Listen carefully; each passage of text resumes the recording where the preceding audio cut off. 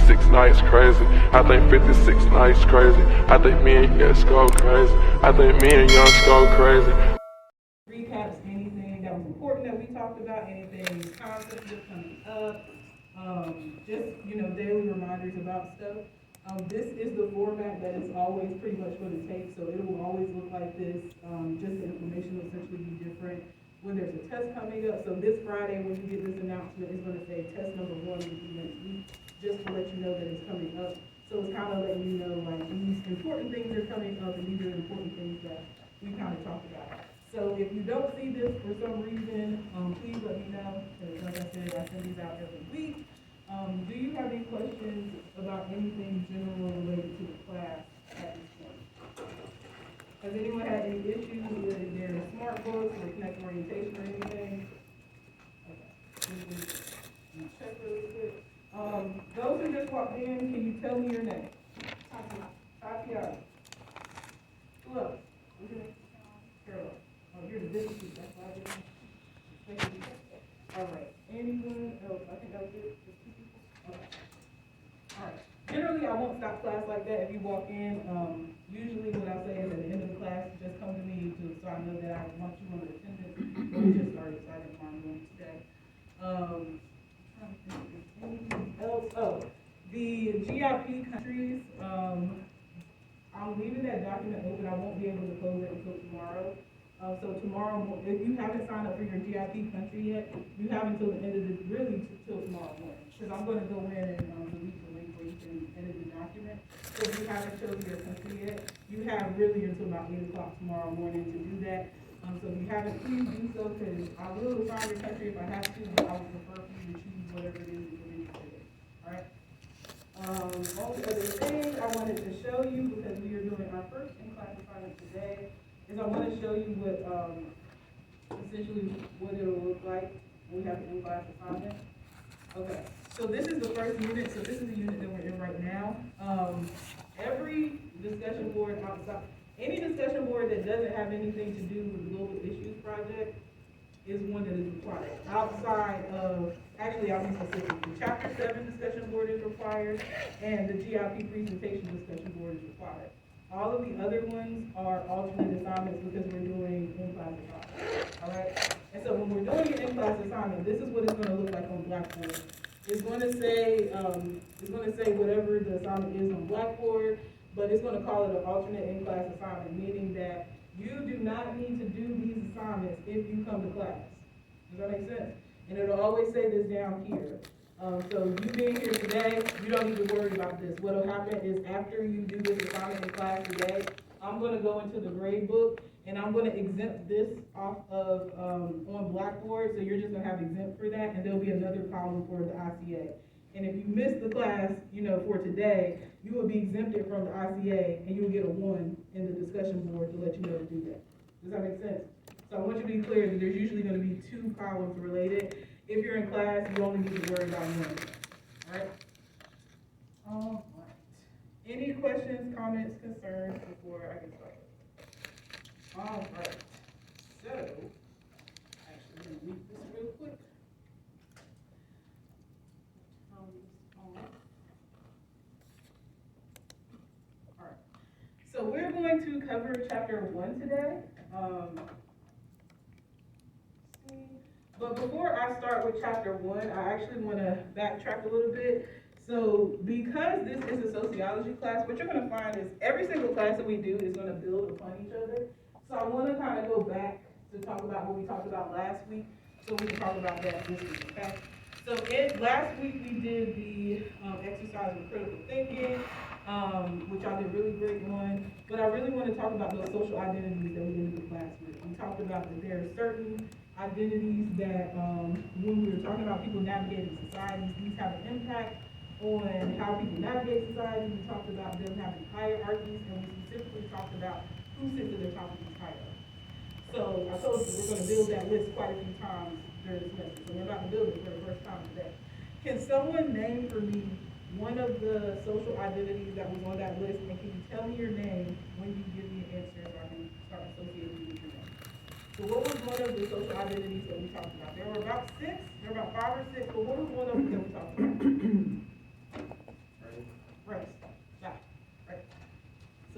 about race? Gender, yes. Morris? All right. Naiya? Yes, I had one, but I lost it. Hey, it's fine. We can come back to you, okay? Did you have your hand up? Yes, your sexual orientation.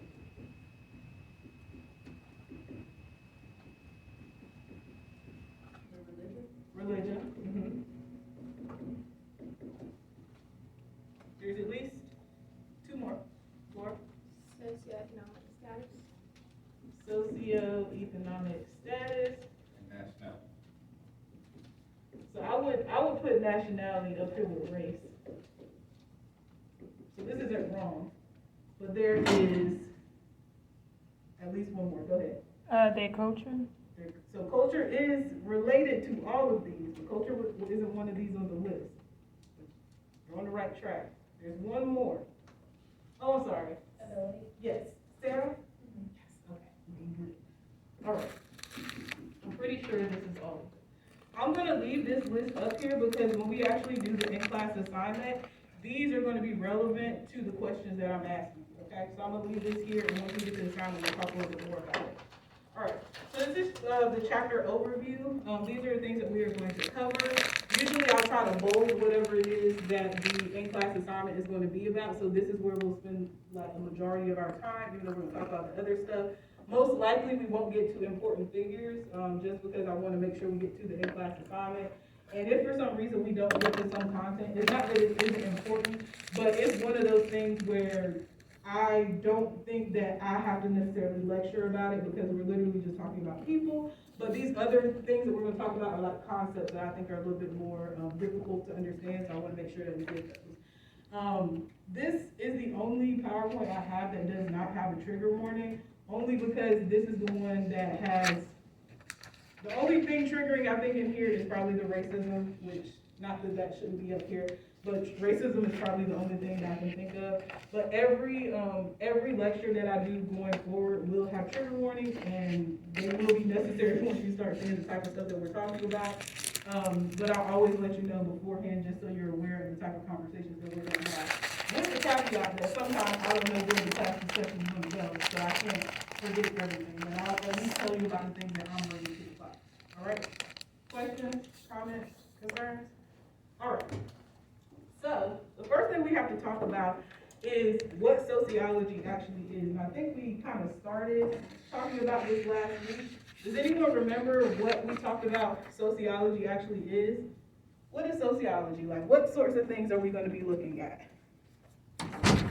What is sociology? Hey. How people of different cultures interact with each other. So we are going to be looking at how people of different cultures interact with each other. Oh, go ahead. I was gonna say like the human behavior and stuff, and Yeah. and the different types of groups that they're in. Yeah. So both of these answers are essentially correct. So what we're looking at within sociology is the scientific study of social behavior and human groups. So these are things that are essentially created by human beings.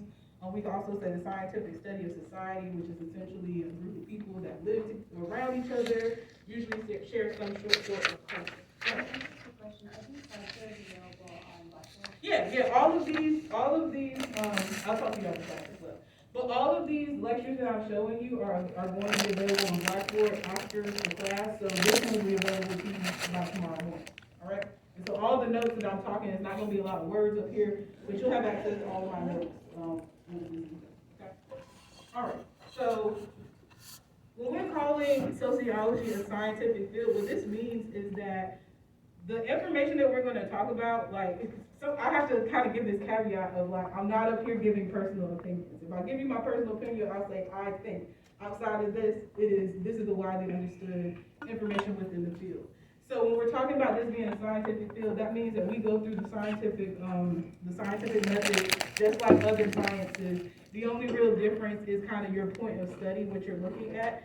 So there's lots of empirical evidence to essentially support all of the things that we're essentially talking about in this class. And we'll definitely be looking at different pieces of data just so we can see all of these things that we're talking about. So I want to remind you, this is a science class. It will be unlike probably any science class that you have ever taken, but this is still a science class that is based on empirical evidence. I'm not going to ask you to remember too many people because the people aren't the most important right now. More so the concepts that we're talking about. But this person I'm about to tell you about is someone that you need to know who they are. This is the person responsible for creating the term sociology and why sociology is considered an academic field. Not the person that essentially came up with the idea of sociology, but just the person that coined the term. Does anyone know who this person is?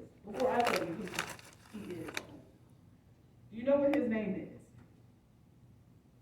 And of course, if you don't, that's why I'm here, to fill in the blanks. But I just want to give you a chance. And if you can't say it, that's fine. This is Auguste Comte.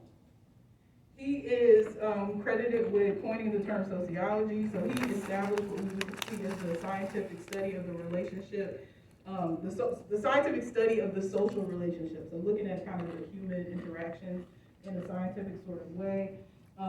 He believed that sociology, or particularly this field, should be based on facts. So let the facts essentially speak for themselves. So that's essentially what we're going to be talking about kind of throughout the semester. And when we're talking about what sociology is and kind of this scientific study of social behavior in human groups, I'll give you a couple examples of things that you can ask a sociologist that we can actually find the answer to. So one example might be, why do people who have ethnic names get less callbacks for jobs? They're less likely to get a job. And there's an answer for that. What's the answer? Real quick, y'all. Racism. Yep, y'all so smart. But yeah, that is the answer, racism. And it's not the answer just because we know what racism means, but we can actually look up data to see that people with ethnic names get less callbacks than someone with European names. So this isn't just we're making this up. This is based on like the data and the experiences of people. Another example of the sociological question that you could ask is, why is marriage considered the ultimate form of commitment? Does that make sense? So the idea that your relationship is not real, it is not valid unless you get married. But how many people here have met someone that has been together for a really, really long time, they're not married, but their relationship is committed? Yeah. So you probably aren't going to see as many people, but the fact that people exist lets you know that this is not the only form of relationship that's necessarily valid. So these are the sorts of social questions that you can actually ask. When we get to chapter 2, what we'll start getting into is how do we know what questions to ask about what we're talking about. So we'll start exploring that a little bit more with the scientific method. So why does sociology matter? Like, what is the point of this? So the first thing I want to talk about is kind of this difference between the natural and social sciences. When we're talking about the natural sciences, what type of sciences, can you give me an example of a natural science? This is a social science. Geology. What's another one? Astronomy. Biology. Go ahead, type it on. Oh, physics. Chemistry. These will be a lot of what we call the STEM fields. So the difference between the natural and social sciences is that clearly we're using the scientific method. So these are all sciences, but what's different is the point of study. So in the natural sciences, you're looking at usually the principles of nature or the universe, like with astronomy. So you're looking at things that already exist, and when you're looking at these different pieces of nature, they tend to be a lot more rigid because grass is grass is grass, right? So grass is going to be grass today, it's going to be grass tomorrow, air is going to be air today, air is going to be air tomorrow. So these are kind of fixed sort of understandings. What's different with the social sciences is that we're looking at human beings and the things that they create. And things look a lot different from culture to culture. They look different from time period to time period. So this tends to be a lot more flexible because when we're talking about human beings, there's no really one size fits all. So this tends to be a lot more flexible in what we're talking about. So I know I'm talking about sociology right now, but is anyone familiar with any other social sciences? What other social sciences are there? Psychology. Do you know any other ones? Anthropology. Economics. You said what? Queer theory would fall within sociology, gender studies. No, but that would still be a part of it. We could also include what else? Political science would be another example of social sciences. So of the natural and social sciences, which one do you think is taken more seriously in the scientific community? the natural sciences. Do you know why? Of course I'm going to tell you why, but why do you think the STEM fields are taken more serious than the sociologies, the psychologies, anthropology? It's a pretty simple answer. Why do you think STEM fields are taken more serious? Because there are a lot of hard rules that, like, like it says, the principles are more rigid. Mm-hmm. Yeah, so part of it is about the rigidity because it's pretty much straightforward. Go ahead. Maybe like who are usually involved in the STEM fields who created them, oftentimes like the biggest STEM fields are very much based in like thinking of like white, straight, able-bodied people who founded them. So sociological sciences who may be like, hey, these people are people too. Kind of thing like that. Yeah, and so it is related to that, but at the very core, it's about money. STEM fields make money. Does that make sense? They encourage you to go in those fields because those are fields that make money. Not to say you can't make money in the social sciences, but an engineer is probably going to make more money than the sociologist, right? So when we're talking about the natural versus the social science, one of the things I really like to kind of let people know is that part of science is understanding the value of different kinds of information. And so even though the natural sciences tend to be valued over the social sciences, a lot of times because of the monetary value, and of course, as Mark said, food is actually participating in these things, you still need both of these when you're creating things. And I'm gonna give you an example of what it looks like when we do not consider the social sciences as we're creating things, because they kind of usually work hand in hand. So up here, I have a picture of random person that I'm sure y'all know who this is. Who is this random person? Mark Zuckerberg. And who is Mark Zuckerberg? Why is he relevant? Facebook. So Mark Zuckerberg is the creator, or the person who got credited with creating Facebook, I should say. And I want to talk really quick about this feature of tagging on Facebook to make this larger point. So how many people in here have ever been tagged on a picture on Facebook or had a suggested tag where you didn't tag yourself, but the computer recognizes your face, so they suggest, do you want to be tagged in this picture because we know this is you? Have you ever seen that? Okay. Well, does anyone know what that technology is called? Maybe if I give you the name. Facial recognition technology. We're familiar with that though, right?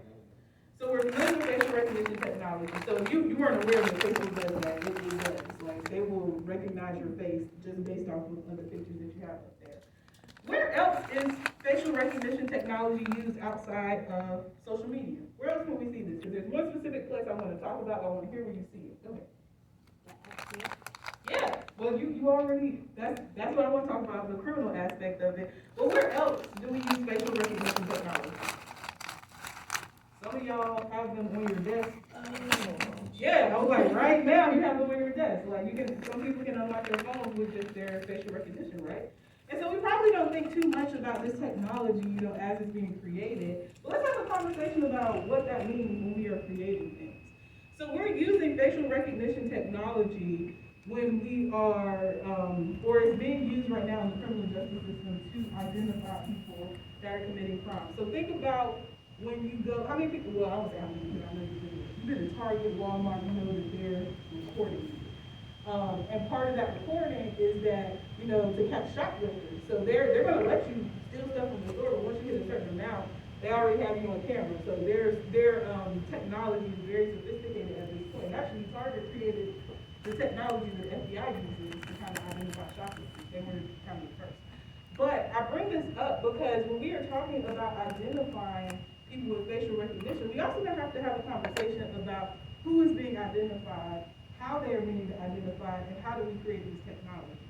So when the facial recognition technology was created, so if you're creating facial recognition technology, ultimately what you have to have is a baseline data set of faces to compare the rest of everyone else to. Because if you don't know who everyone else is, you have to have a database to kind of make those comparisons so you know how to identify people. So a majority of the people that are included in that kind of baseline data set for facial recognition, a majority of them are white, a majority of them are male.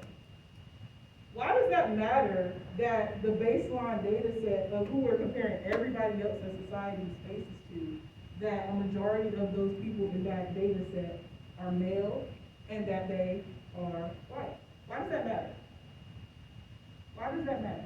I watched a thing about this and it was really cool.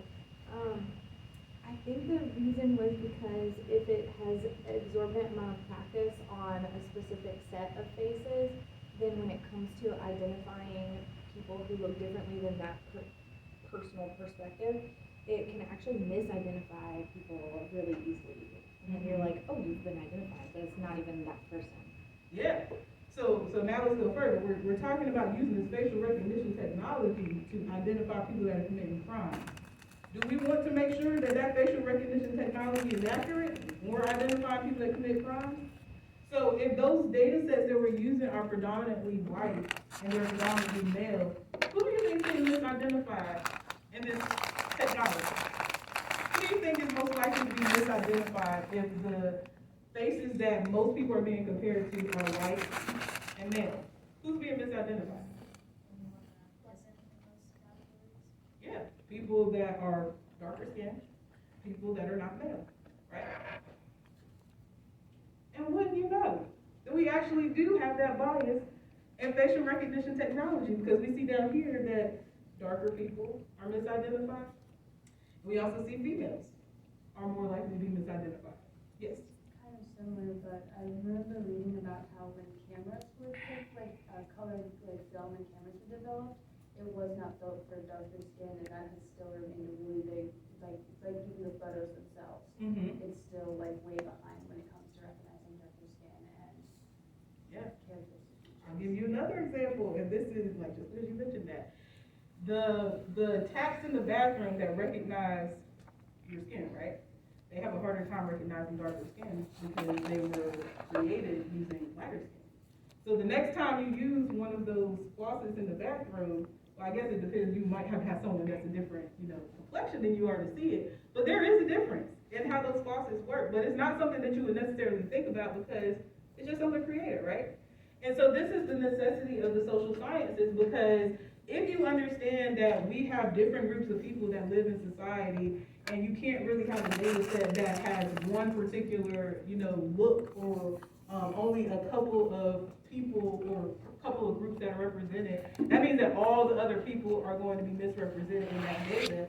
And when we're talking about something like we're using this data for criminal justice, then we might really want to make sure that we're identifying people correctly, because does our criminal justice system have a racial bias? Absolutely. Does our criminal justice system have a gender bias?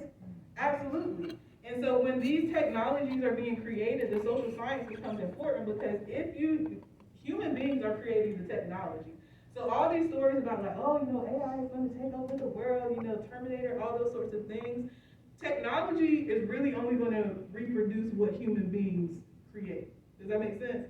So if you're seeing, this racial bias, this shouldn't be surprising, because this is real life. They've actually created the structure of real life and put it into the technology. So if you don't, take into account the experiences or, that other people have, then essentially you're going to create technology that reinforces those structures within society. Does that make sense? So you kind of have to have that balance of, let me understand the social world we're creating, the social science, but also have a conversation about the things that we're creating within the community. All right, so next thing I want to talk about are major theoretical perspectives, also known as theories. And I'm going to assume that if you've taken a science class outside of this, that you have heard of this concept of theories, right? Like theory of gravity, theory of evolution, those sorts of things. So when we're talking about these sociological or major theoretical perspectives, a perspective is just a logical rigorous framework for us to interpret the social life within society. And with each perspective, we're going to ask a different set of questions. We're going to have different sorts of assumptions. So the way I kind of like to talk about theories is, one, that theories, a good metaphor for it is that if you wear glasses, you put on a different pair of glasses. Every time you choose a new theory, the theory will be a different pair of glasses. I mean, you're looking at the world in a different way. You're asking different questions about it. So for example, I'm going to use education as we walk through these different theories. But depending on the theory that you're looking at, you're gonna ask different questions about education based on what sociological perspective that you're actually looking at. Theories are not necessarily truths.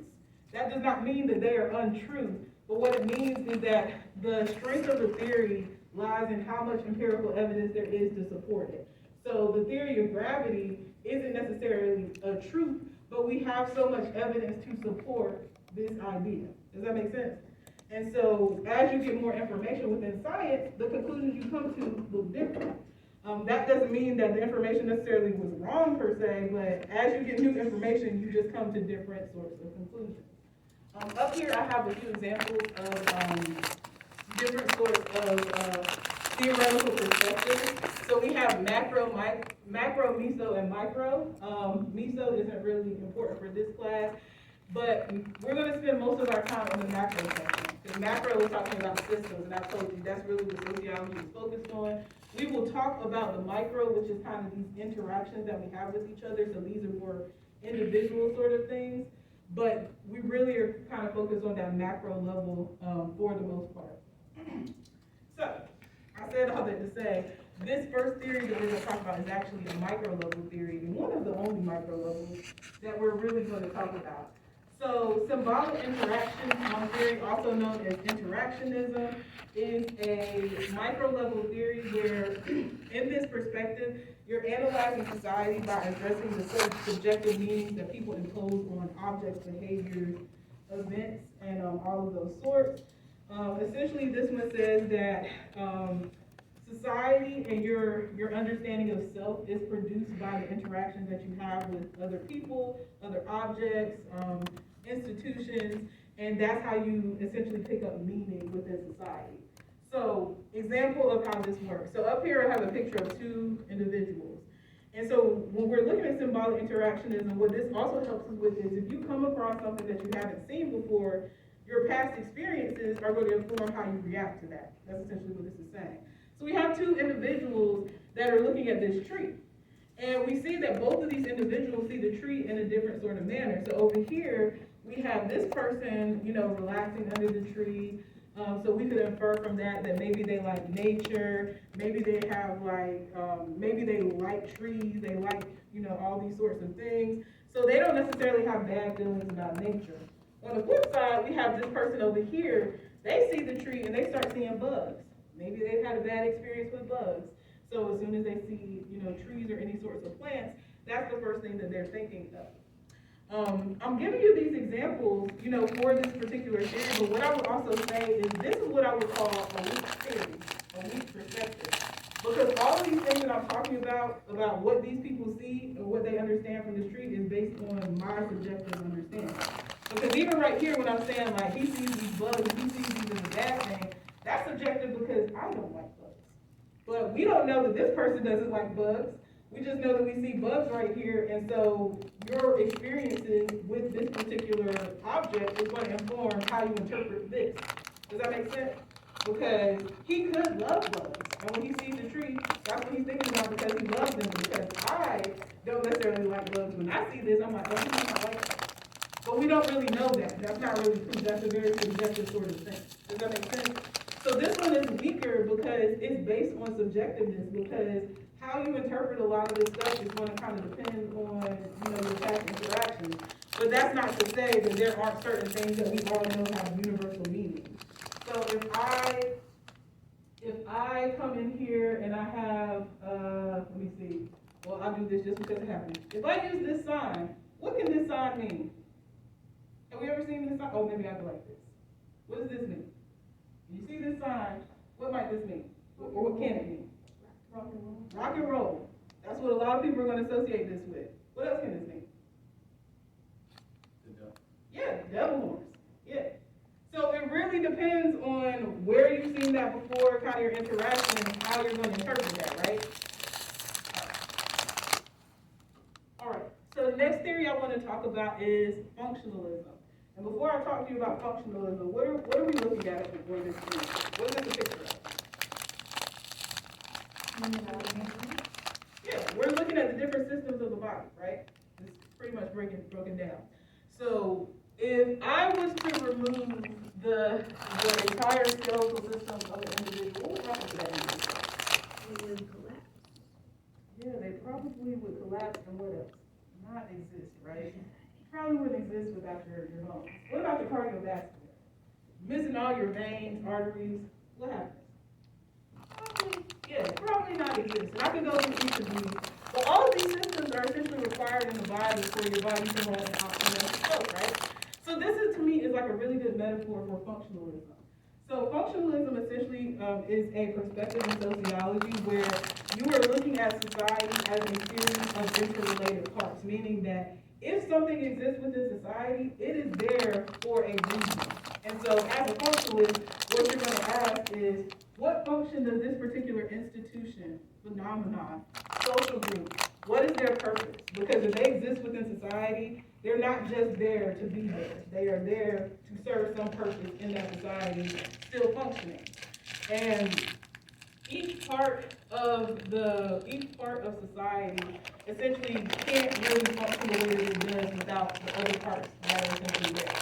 So I'm going to tell you a little bit about different functions in society. So I'm going to give you the definition, and then I'm going to pop some pictures up here so we can have like real life examples of what we're actually talking about, okay? So I'm going to give you these definitions, and then we'll talk about them for real life. So the first function I want to talk about, and a function is essentially, this is a contribution or a part of society that helps the social order, essentially making sure that society functions the way that it does, or the way that it's supposed to. And so the first one I want to talk about is a manifest function. A manifest function is the obvious and intended function of whatever that phenomenon, institution, social group is. So this means that this institution was created for this reason. That's why it was created. That's a manifest function. A latent function is an unintended,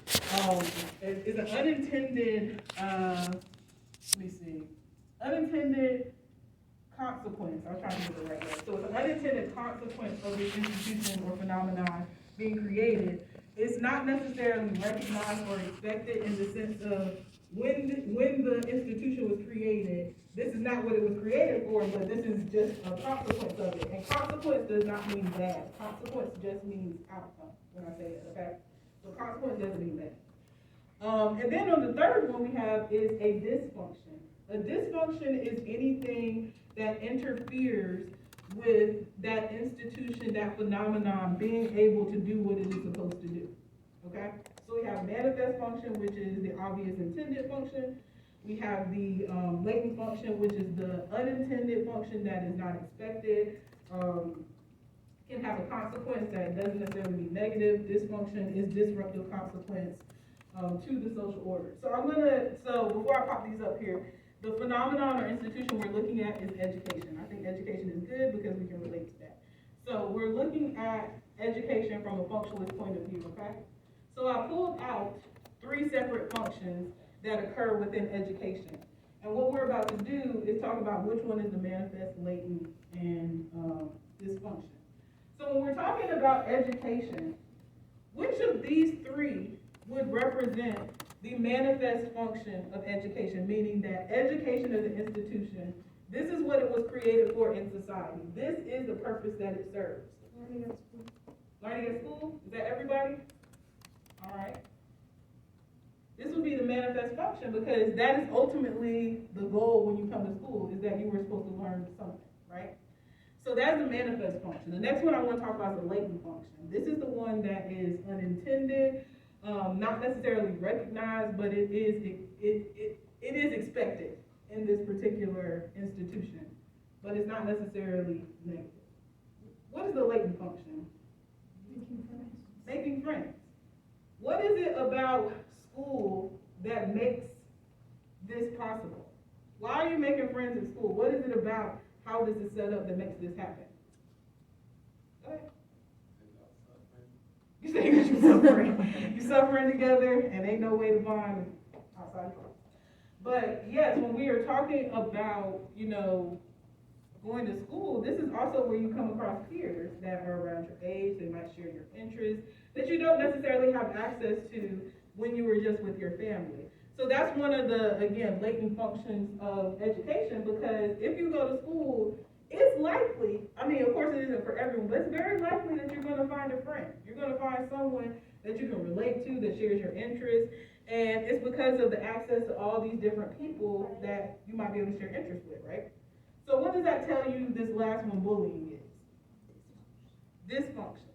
And how does bullying interfere with learning at school? Because that's what the manifest function is. So bullying interferes with learning at school. How? Naiya? It's because not everybody can be your friend, or Yeah.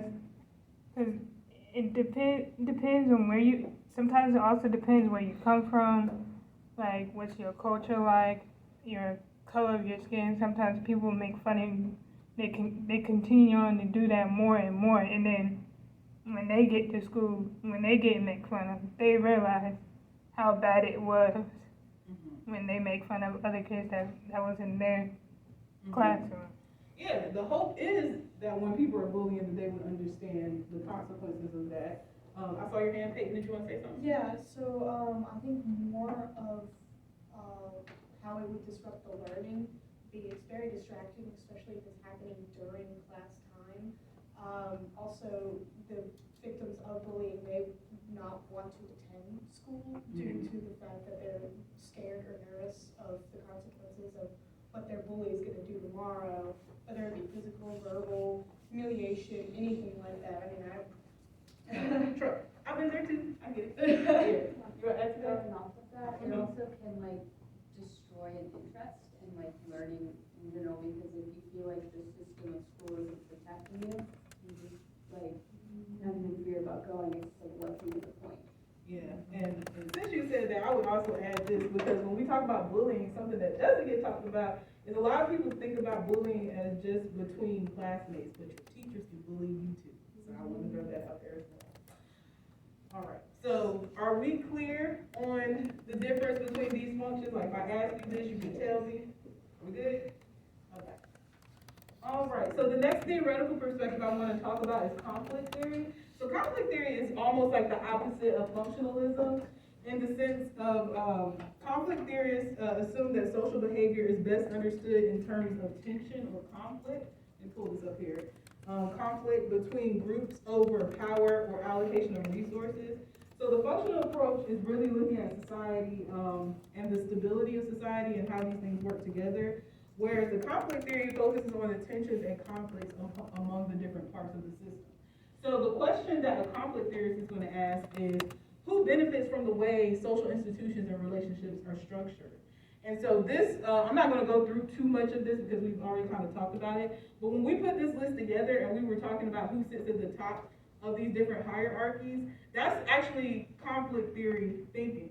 Because if you understand that there are dominant identities, part of having a dominant identity means that you have more access to resources, you have more access to humanity, you have more access to opportunities. And when we are looking at society and we're talking about that conflict, in most of the time, people with power don't want to give up their power.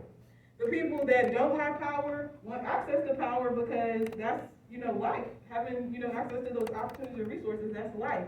And so we would call this an irreconcilable conflict, because if the people that have power don't want to give it up and the people who don't have power want power, there's no middle ground in that.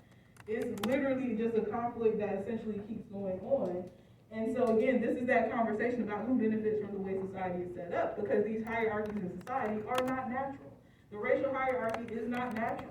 The gender hierarchy is not natural. These are things that are set up. And this is what a conflict theorist would ask, is like, well, who benefits from the way the racial hierarchy is set up? Who benefits from the way the gender hierarchy is set up? And when you start asking those questions, that's when you start thinking like a conflict theorist. Does that make sense? So let me see. Last thing I'll mention about this is that when we're talking about conflict theorists, what they are doing is exposing what is known as the facade of legitimacy, which is what I'm talking about right now. So the facade of legitimacy is essentially the idea that the hierarchies within our society related to all of these social identities and of course a few others, that those are just natural, and that, gender inequality exists because that's natural. This is just exists within society. racial inequality exists because that's just natural. This is society. But that's not true. Because once you understand that people create societies and people create the hierarchies, then you start to understand that these are not accidental things. These are very purposeful, and it works the way it's supposed to. So the example that I'll use before I move on from this, I think I asked y'all did I ask y'all about who writes your textbooks before? Did I ask y'all this last week? Okay, even if I did or didn't, we're going to do it again just to make a point. So, like I said, when we're looking at different things, we can ask different questions to get different answers. So we're still going to stay with education. So we're going to stay with education and answer this question of who benefits from the way social institutions and relationships are structured. So I'm going to give you an example of how we can see that. And I want you to think about the books, the textbooks that you have received in K through 12. And I don't know what your major is. I don't know what you want to go to school for, but I can make some very strong assumptions about the books that you're getting in school. So when I ask you this question, if this was true for you in your textbook, just raise your hand for me, okay? I am going to assume that a majority of your textbooks were written by white people. If that's true, just raise your hand. I am going to assume that a majority of your textbooks were written by men. I am going to assume that a majority of your textbooks were written by someone that has at least a master's degree, but most likely a PhD.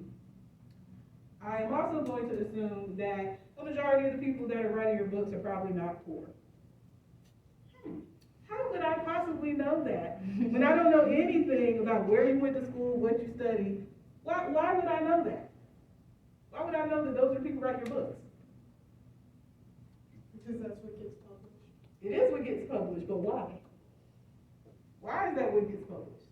Those are the people that have the most power and earn respect, basically. Yeah, those are the people that have the most power, because all I did was name the people that sit at the top of these, if you're listening.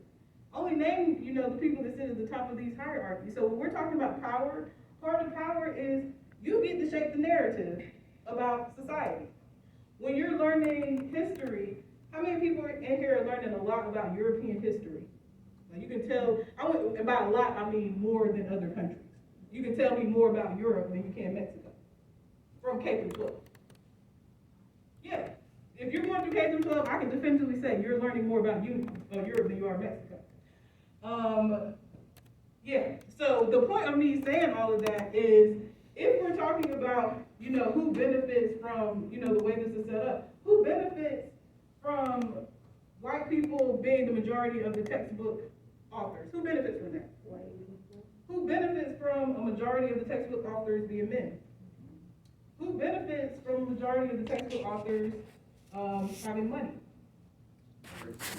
Yeah, so we see that there is a benefit in how this is structured, and then it takes even further because there's data that comes with it. We know that you are more likely to get a bachelor's degree if you don't have a disability. That tells you that there's something about the way the schools are structured that is not good for disabled people, right? And I haven't asked you, I know you know. We also know that white people are getting more degrees than any other race. That tells you that there's something about the way the schools are structured that makes it easier for white people to get degrees. Yes? Not to mention the information that we learn is so heavily biased. I grew up Quaker, and we used to spend a long time as a kid, learning about, the Underground Railroad and the systems that create slavery and, being against, I was, a core part of Quaker beliefs, but once I got to school and started learning about it, I was like, why are we talking about economics? Why are we talking about how, this was the majority held belief when, no, there is, Yeah, that's a really good point, because if you're only, I'll get you in a second, Naiya, but if you're only hearing from the dominant perspective, we know that there are people that are not white that exist. We know that men are not the only ones. We know that you don't have to have a PhD to actually have knowledge. We know that having a disability does not mean that you don't know anything. But the way that our society structures things, there are certain people who are valued, and their voices are valued over others. So that's a really good point. Because if you're getting the dominant perspective and not anyone else's, then you're getting a very biased view of information, because it also determines who decides what information is important. Because we can probably name, a few U.S. presidents, but I could guess that a lot of people couldn't name the indigenous tribes that were here before we were, right? That's a choice. And what information is considered important, right? All right. What you want to say, Naiya? And I'm moving on. It should be like 50-50 because there's different types of race out there that need more help than just white people itself. Mm-hmm. Because all of us need education. Mm-hmm. And if we don't get the education that we need, then what are we supposed to do? Mm-hmm. Yeah. And so we know that kind of having these inequalities, again, it creates different lived experiences for people. You'll hear me use that term quite a bit because your lived experience is a part of your knowledge. My lived experience, I mean the things that you've experienced in your life, the situations that you've handled, that's knowledge that you have, and like how you're navigating, actually life. All right, so next thing I want to talk about is the sociological imagination, because this is going to lead us into our in-class activity.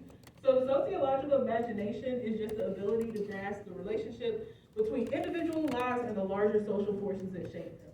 Or, in a nutshell, this is really about understanding the difference between what is known as a personal trouble and a public issue.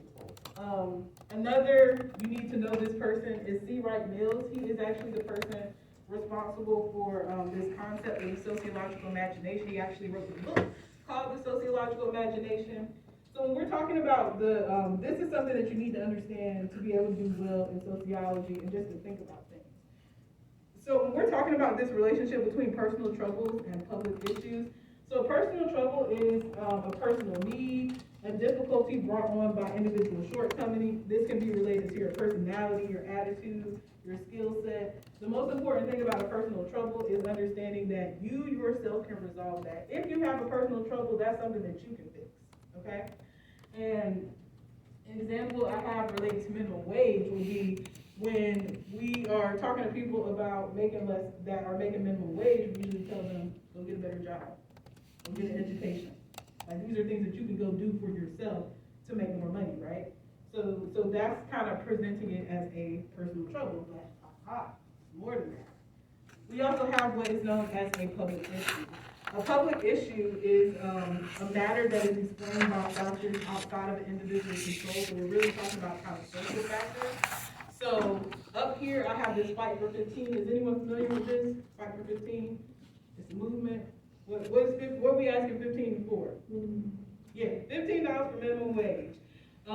This is an indication of what we would call that public issue, because it's an understanding that you're not making a little bit of money or minimum wage because of a personal choice that you have made, because you don't get to decide how much money you make. That's on your employer, it's on the federal government, a few other things. So this is a movement talking about how we need to actually, raise the minimum wage to $15, and I'll talk about that in a second.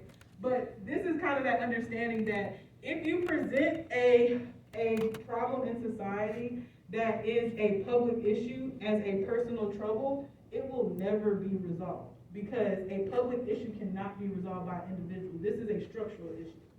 So if we're talking about people not making a lot of money, that's not an individual issue, and I'll show you some data that lets us know that that's not an individual thing, it's a public thing.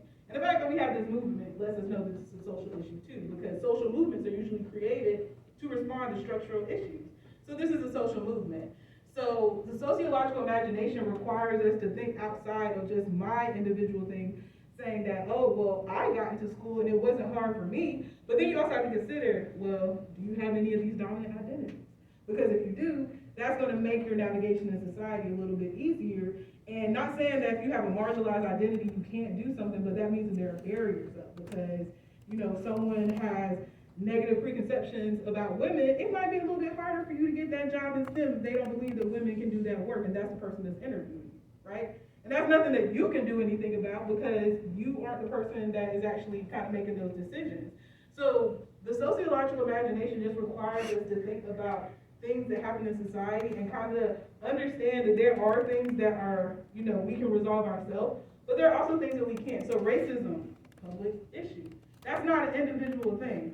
We can't just say that, oh, if I as an individual start saying that, I love everybody, everyone should be treated equally. That's not enough to get rid of racism, because it's literally built into, everything. That's why you're getting the books that you're getting. It's already built into education, so it doesn't matter whether you believe it or not. It's already there. The structure is already there. And so this requires us to kind of think outside of that, okay? So to give you another example, of why this becomes important.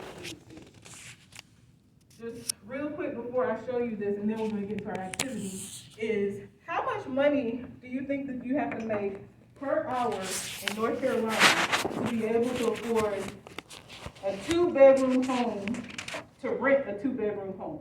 And the caveat to this is it doesn't matter where in North Carolina you live, we're just talking about an average. How much money do you think you need to make per hour? Give me a number. 400. 400 an hour? Okay.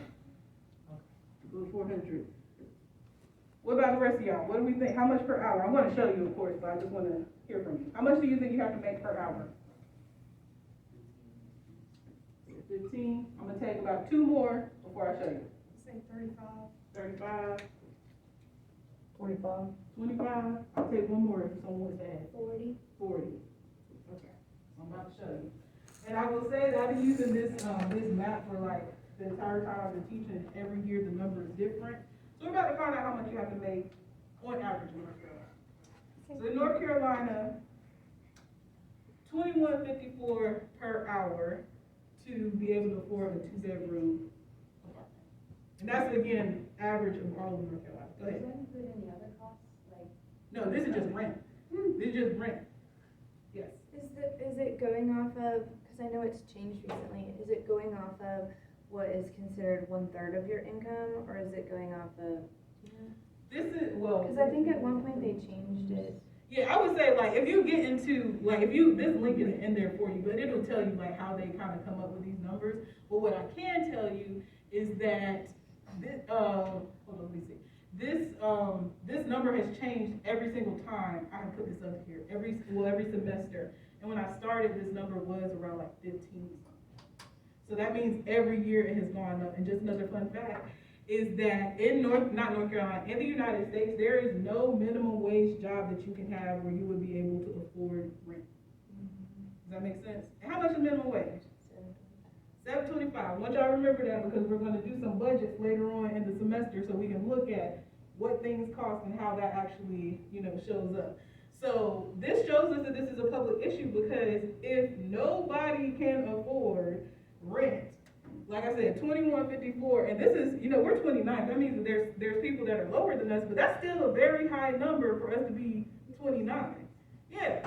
So if nobody in our society can afford rent because they are not being paid enough money, guess what that means? That there's something structurally going on. Because if it was a personal thing, it would only be a few people that couldn't make money.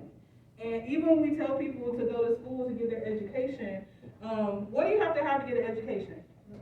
Money. So you're telling someone who doesn't have money that wants to make more money to go to school, but they got to pay more money to go to school. It's kind of a catch-22. And so this is why we say that you really have to think about, the way the society is set up before you tell people, oh, just go do this. Because it's not always as simple as just go get another job, because we've even thrown in like the discrimination because maybe you have a disability, maybe you're a parent, maybe you are, maybe you have a marginalized gender identity. All of those are going to impact, whether you have access to these certain things. And this is what the sociological imagination is asking you, is to consider all of these different things. Does that make sense? Okay. All right. So I'm going to stop here, and what I'm actually going to do, I'm going to take less time to do this because I just want y'all to answer one. I'm going to only give you one question to answer with your group, but I'm going to come around and kind of help you, okay? So I'm going to count you off into groups of 4, and then I'm actually going to come around, and I'm going to give you the worksheet. Each group is going to get one worksheet, so you only need to fill in one.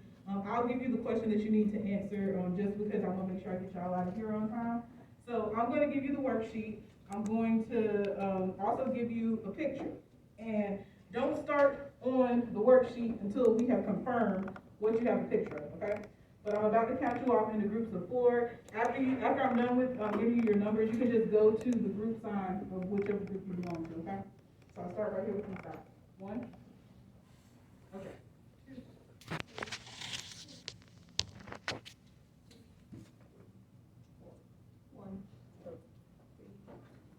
4.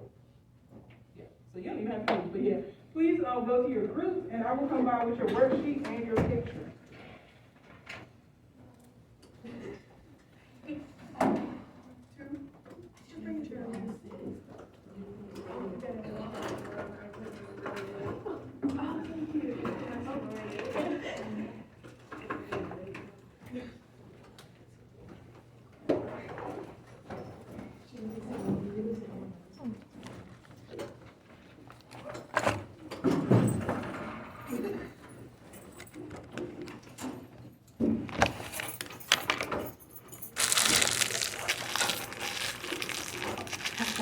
Who's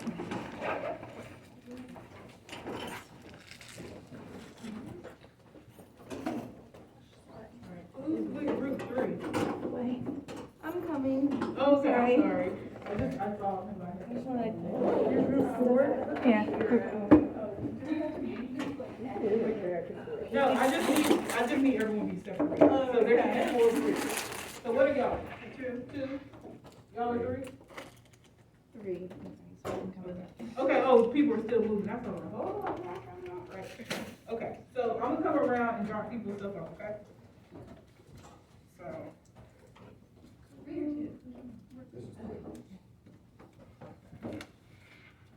Let me see, I might take someone from this group. If y'all got 4, they got 2, that means someone. Does anyone want to go to this group over here? Are you a volunteer? Okay. So just so we have an even. Okay. So that's your worksheet.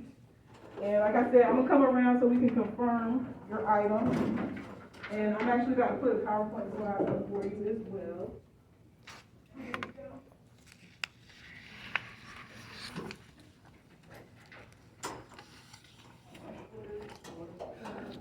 All right. Let me pull this slide up for you. Because like I said, all right. So the questions on your worksheet, they are important, but this is the question you need to answer. This is the one before you walk out of the class today that I want you to be able to answer, okay? So I'm about to come around to you, confirm your object, and then I'm gonna come to each group to kind of make sure you're on the right track for what I'm looking for, okay?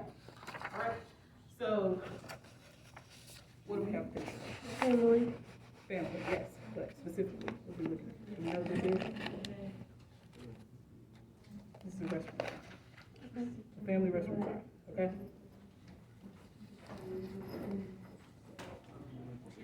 What do we have picture of? Restroom sign. But you already started talking about it, but where it came from is also okay?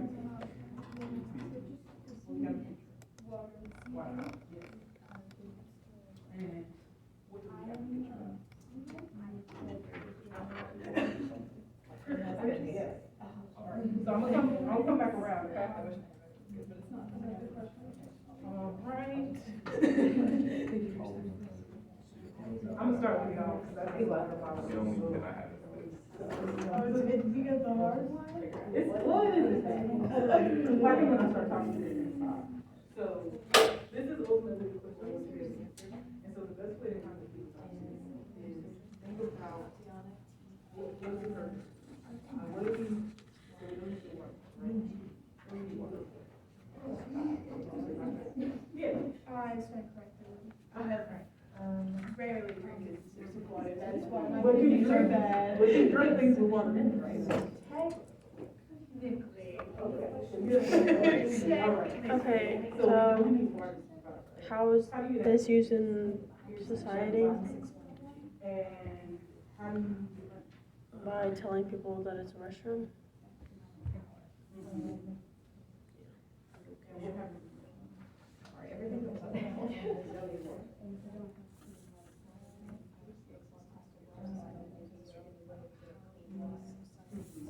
are there anything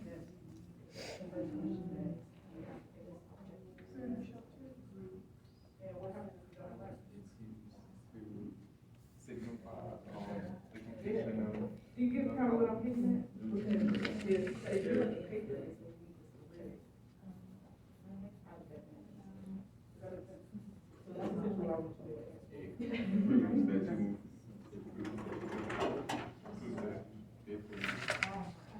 I'm having to back here. I'm on fire right now. So, you know, we can praise this. So I'm gonna y'all out because your, whatever you do, it relates to. Does everyone agree that I can write it is used as a sign to show where a bathroom is? So wish you people a Merry Christmas and again, Oh, yeah. so where else would we only need to go Christianity or Christian values? Anyone else?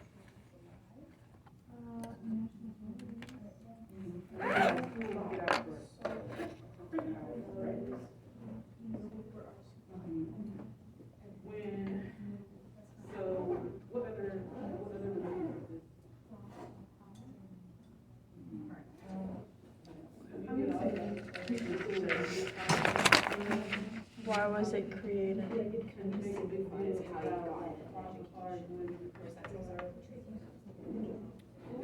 First minute half of it, so it's created.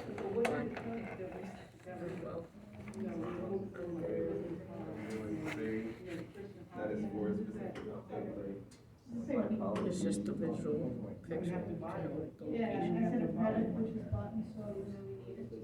was created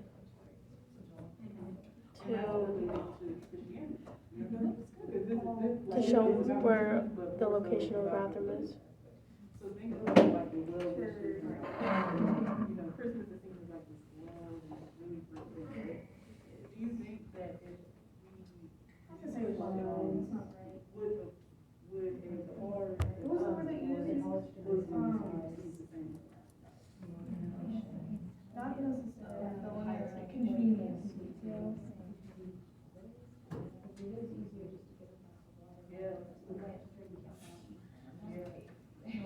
Yeah, but that's related to, why was it created? FYI, there are 40,000 plus religions in the world. So Christianity is one of 40,000, but the way that we Okay, who is able to use or access the object? Families? the way, so essentially what I'm going to ask is why is Christianity probably Consider the difference between activities. Just families. Right? Even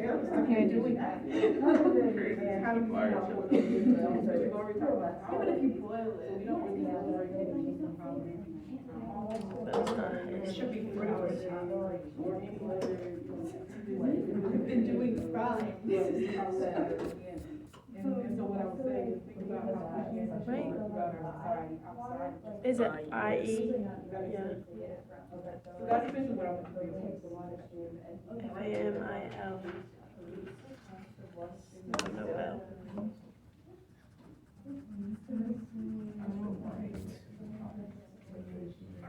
Let's talk. I like this shirt. Oh, thank you. UNCG. That's where one of my friends is at right now. Oh, well, they must be a good student because it's a great school. Her name is Molly. She's at UNCG. All right, so this family sign.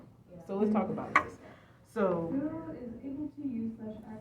tell me what you know about it before I start asking questions. Tell me what you have essentially said about this. Well, it's like that sign for it, cause there's like a sign that says the restroom has a family on the sign, and so it would be a location for the family to know where the restroom. Yeah. So let's talk about the sign. Who is represented in the sign? The mom. Family. Yeah, it is family, but who makes up the family? The kid. Who else is here? The parents. Who mom else? and dad. Like we have a mom, a dad, a child. What do we call this family structure? Have you ever heard of nuclear family? Okay, that's fine. So this is called the nuclear family. Are there other family structures outside of a mom, a dad, and a child? The person who's given. Yeah. What other family structures are there? Grandparents. Yeah, you have your grandparents that raise you. Do you need both? Can you have a family without both parents? Yeah. Can you have a family without a child? Yeah. Can you have a family with different genders? Yeah. Yeah, so thinking about what you've seen of a family restroom sign, have you ever seen a family restroom sign that didn't look like this? That didn't have this iteration of family, where there was a man, a woman, and a child. So we just talked about that we know that there are other families, so why do you think that we don't see any other families if we know that there are other families? And this is related to those social identities up there. So remember we said that there are dominant identities. Which one of these might be related to the way this family is presented? Oh, I bet they did. I said those who are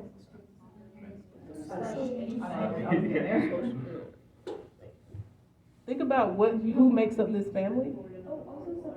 We have a man, a woman, gender, and Oh, the man is the one that makes the child. it's sexual orientation. Does that make sense? So who sits at the top? We talked about who sits at the top of the sexual orientation. Who has the most power? The male. So when we're talking about gender, it is the male, but when we're talking about sexual orientation, which sexual orientation has the most power? And this is about who you're attracted to, remember? So we have heterosexual, homosexual, bisexual, transsexual, pansexual. Which one has the most power? Is the most accepted as normal in our society? Heterosexual, yeah, because a man, a woman. So we just said that we haven't seen any other iteration of family structure, right? This is a heterosexual relationship. So we know that heterosexual people are the dominant identity, then we wouldn't see other structures. Does that make sense? So part of answering that question is you have to think about who is missing, and part of understanding who's missing is who has the most power. Because we just sat here and talked about how we know that there are other family structures, and if we know there are other family structures, then it would reason that we would see them represented in other places.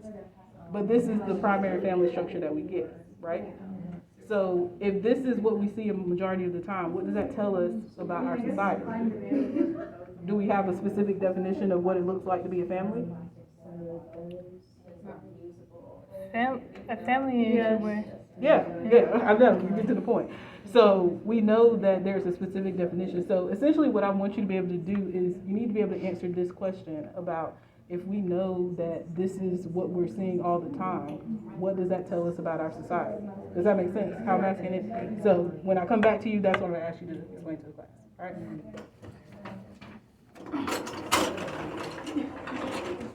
Okay, once we get her the definition. Okay, so who is able to use or access this object, a heterosexual family, right? But other families can use it too, you know, like two women or two men. So I don't understand. I don't really understand the question. Families. I like this answer better. Families. So who is unable to use like just single people, right? Because there is a single bathroom for Single. individual women. What does that mean? They're not. There are people that are not in a family. Yeah.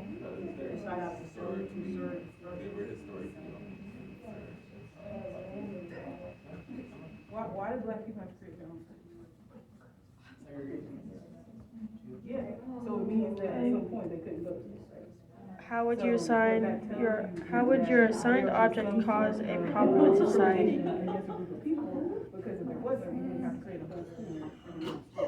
So we're talking about It shows that only heterosexual families can use it.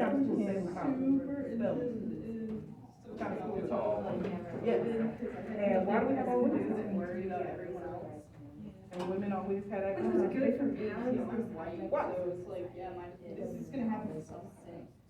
What do we expect women to do in our society? Yeah, stay at home, raise kids, right? We need educated kids, right? So that reinforces that idea that that's what we expect women to do in our society, right?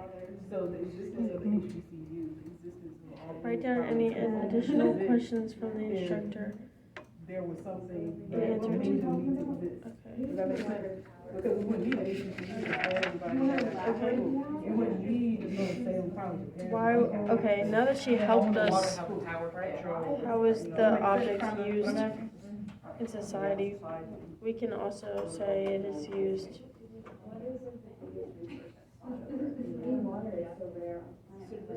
All right. So I'm gonna go ahead and go around to each group. Like I said, this is really the only question. This is what's gonna get you credit for the assignment. This is what I want you to answer, okay? So I'm going around to each group, and for the most part, I'm pretty sure you know what I'm kind of looking for. So what I want you to do right now is for each group, I want you to tell the class what your picture is, and then I want you to answer this question about your item. And tell the class, what does the existence of your item kind of say about how our society functions? What does it say about how we're structured, okay? And I know that some of y'all are still writing, so you can keep writing, but I want to make sure that you hear from each other. So which group would like to go first, or I can volunteer you? Go ahead. Okay, so our picture is a family bathroom sign, and it is used to demonstrate how U.S. society is structured is that it's a heterosexual family bathroom sign. So, when we're talking about the family restroom sign, what is a nuclear family? A mom, A mom, a dad, and a child. And when we're looking at these family restroom signs, have you ever seen a family restroom sign with any other iteration of a family? No. This goes back to, again, that sexual orientation, because remember we said so the word we're looking at is heteronormativity, so the idea that heterosexuality is the norm within society. And so we talked about how there are different family structures. So we know that there are other family structures, but for some reason, we won't present any of those family structures on the family bathroom signs, right? And so that reinforces this idea of heteronormativity, heterosexuality is normal, because we don't see any descriptions of any other families, and we start believing that the nuclear family is the one, right? All right, thank y'all. All right, who would like to go next? Okay. Go ahead. Both of them were staring at me. So we got a water bottle, like a plastic water bottle, and what we were saying, what the existence of it, you know, how the U.S. society is structured. We said that water is power, and those who own it control the masses, and it's like a pay-for-their system. And since the item, and if you can't get clean water anywhere else and you can't afford a plastic water bottle, you just don't. And what other things did we talk about, because you're talking about kind of life giving, and what other things did we talk about you have to pay for? Shelter, food. Yeah. And what happens if you don't have money? You don't live, you don't have a party system.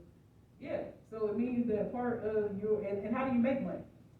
Gotta get a job. You gotta work. So essentially, if you don't work, you don't have access to things that you need to live, and you're kind of SOL, right? I've had a lot of friends who struggle with homelessness, and once you're homeless, it is incredibly hard to get out of it. Yeah, we have this saying that it is very expensive to be poor. Very expensive to be poor. So yeah, we'll definitely talk about that. So thank you. Who would like to go next?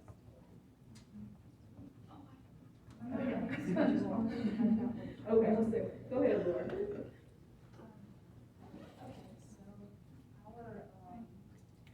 so our thing was a Christmas card. So, we talked about how it kind of ties back, about how Christianity is the dominant religion in our society, and how that's partially, that's because of colonization. Slave owners made their slaves Christian, and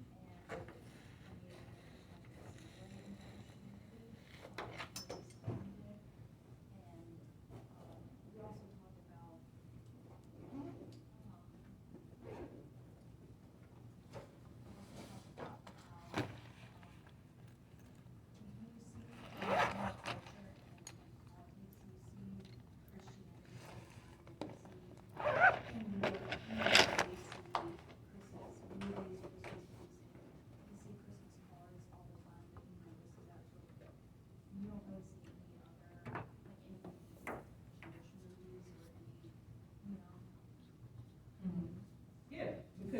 And I think what we talked about is that, Muslim cards would be received far different than Christmas cards, like a Christian card, right?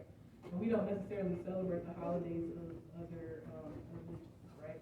And that says something because, I told this group that there are about 40,000 religions. So if we know there are 40,000 religions and we only exclusively kind of focus on one and we prioritize one, that says a lot about the society's structure of religion. Go ahead, Nancy.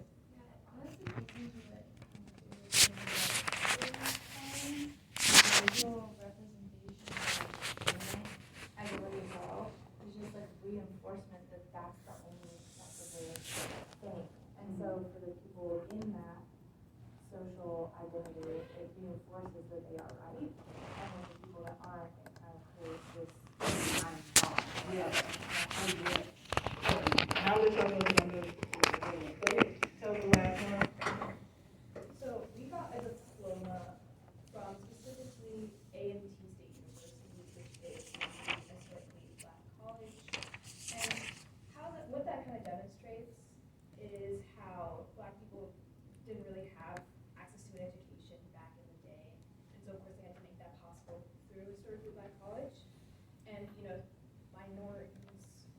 don't really, I'm sorry, really bad experience. But, yeah, minorities, we had to like create their own. What other type of school did we talk about outside of? Salem College. Yeah. Yeah, and why did we say that women had to create their own college? Because they didn't have access to education back Why? because of sex. Yeah, and what was the expectation of women? Why did we say they didn't need to go to? They were supposed to stay at home. Yeah, because if your work is in the home, then the idea is you don't need an education for that, right? All right. So that's I know because we're rolling up. So that's all I have. Please make sure you put your name and your answer this question. We are doing another in-class assignment on Wednesday for chapter 2, so please be prepared for that. And please give me back the pictures as well, because I am going to use those again. And thank you. And Mark, if you have a couple of minutes on here. Oh, no, do you want to put? I realize I didn't read between the lines, oh. And I ain't blind, had to open up my eyes to see it all.